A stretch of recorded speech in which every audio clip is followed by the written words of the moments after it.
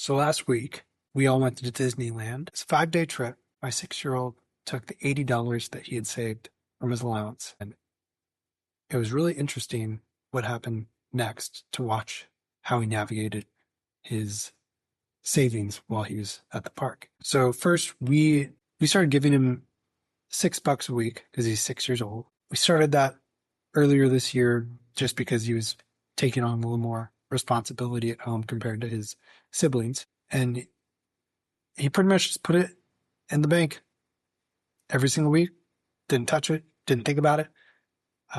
When he did bring it up, he did say that he wanted to be careful with it, which was really interesting. We never explicitly talked about it before, but he seemed like he really wanted to save the money and use it for something that he cared about. So we're leaving for the trip, and we remind him like, hey, you should bring your allowance money in case you want to buy something.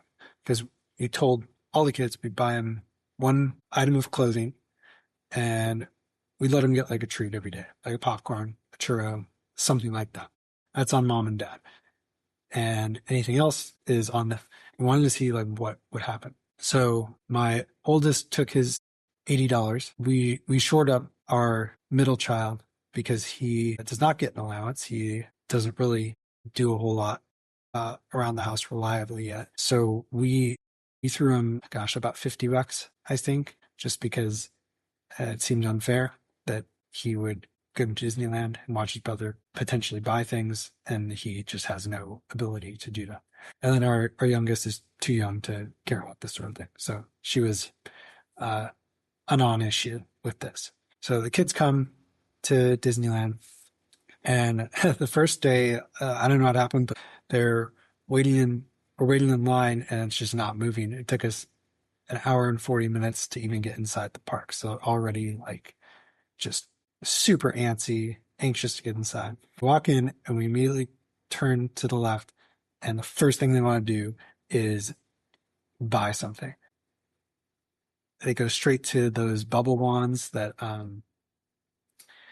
they light up and they shoot bubbles out, and they're actually pretty cool as far as bubble wands go. But my wife and I kind of looked at each other like, okay, here we go. Like they're gonna blow all their money in the first 10 minutes that we're there. And so they pull it out, they pay in cash. I think after tax it was like $43, something like that. And we're like, okay, geez Louise. They had a great time with them. Like they really enjoyed them. They got a lot out of it. I think that was an important lesson there, is like, okay, what when you purchase something, like what value are you getting out of it? I'm not sure how much long-term value they'll get out of it. It's only been a week. They haven't touched them much since we got home, but all week that we were there, they were into it. And I was worried that his spending choices weren't wise, but then he didn't buy anything else the rest of that day. He didn't buy anything the next day either. Then on the third day in the evening, we said, okay, let's go to the World of Disney, and you guys can pick up something else. And that's where we bought their one item of clothing. And then we said, hey, you have free reign as long as you're spending your own money on whatever else. So my oldest son, he finds this Zootopia playset, which was like $29, I think. And then where we broke was our middle son was like, I want one too. And he only had $9 left. And so my wife and I looked at each other like, we're going to have a problem here. And we just spent the rest for him. And you might think, that's not a good idea, but whatever. He's 4. We'll be more harsh on him, in the future.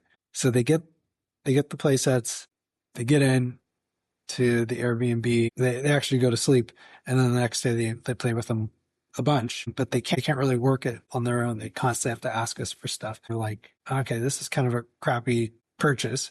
And my oldest son was kind of feeling that way too. He felt kind of bad. So that was another really interesting lesson for him, for learning, sometimes things don't go the way that you want. You don't get the value that you wanted, and you just learn better the next time. I think these are all really important lessons for a young kid to learn with their own money, because you don't want to learn it when you're older. And a lot of people don't learn it, or it's just really tough to overcome. Ultimately, he had One purchase he really loved, and another one that he immediately regretted. The other interesting thing was he saw a couple of other items that he wanted, or that he at least said that looked interesting. And he said, no, I don't want to spend the rest of my money. So he showed some restraint, which is really crazy for a 6-year-old, but he did. He really thought about what he wanted once he realized I spent over half my money. I need to make sure that I protect what remains. So this is awesome for me to see as a financial planner. Like, this is exactly what I want to see from my kids. And then ultimately, the last night that we were there, my younger son, he had run out of money, and then the older one, he just saw a bag of candy that he wanted. I was like, okay, you got, I think it was like $8 left. Anyway, it was $6, I think, and then some tax on top of that. Anyway, he came home with just $1 and put it back in his piggy bank. But he managed to ration the candy too, so not only the money but the candy. And then it was interesting that he spent almost exactly what he had on hand, which is a little worrisome. Like, that's kind of like paycheck to paycheck behavior.